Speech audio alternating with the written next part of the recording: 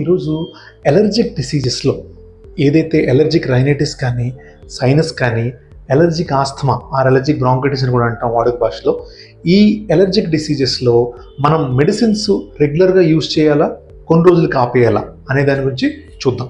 So మనకి కమ్యూనిటీలో ఉన్న మెయిన్ మూఢనమ్మకం ఏంటంటే, ఏదైనా ప్రాబ్లం, అది ఇన్ఫెక్షన్ అవ్వచ్చు, ఎలర్జీ అవ్వచ్చు, వన్స్ ఆ ప్రాబ్లం తగ్గిపోతే, మెడిసిన్స్ యూజ్ చేసిన తర్వాత ఆ ప్రాబ్లం తగ్గిపోతే మనం ఇమీడియట్గా మెడిసిన్ స్టాప్ చేస్తాం అన్నీ. ఇది ఇన్ఫెక్షన్లో కరెక్టే, కానీ ఎలర్జిక్ డిసీజెస్లో మనము ఇమీడియట్గా మెడిసిన్స్ ఆపకూడదు.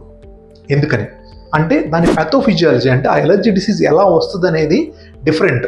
ఇన్ఫెక్షన్ వేరే విధంగా వస్తుంది, ఎలర్జీ వేరే విధంగా వస్తుంది.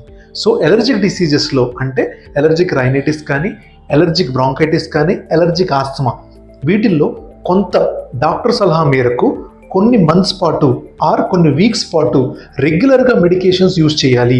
2 వీక్స్ అంటే 2 వీక్స్ యూజ్ చేసి ఇమీడియట్గా స్టాప్ చేస్తే మీకు మళ్ళీ అది రిపీట్ అయ్యే ఛాన్స్ ఎక్కువ ఉంటుంది. ఇది ఎందుకు ఇలా స్ట్రాంగ్గా చెప్పాల్సి వస్తుందంటే, మోస్ట్ ఆఫ్ ద పేషెంట్స్ మన దగ్గరకు వచ్చేవాళ్ళు ఈ ఫస్ట్ విజిట్లో మెడిసిన్స్ యూజ్ చేస్తారు, సెకండ్ విజిట్ వచ్చేసరికి ఒక 1 వీక్ 2 వీక్స్ స్టాప్ చేసిన తర్వాతనే వస్తారు, ఈవెన్ దో మనం ఇన్ఫార్మ్ చేసినా కూడా.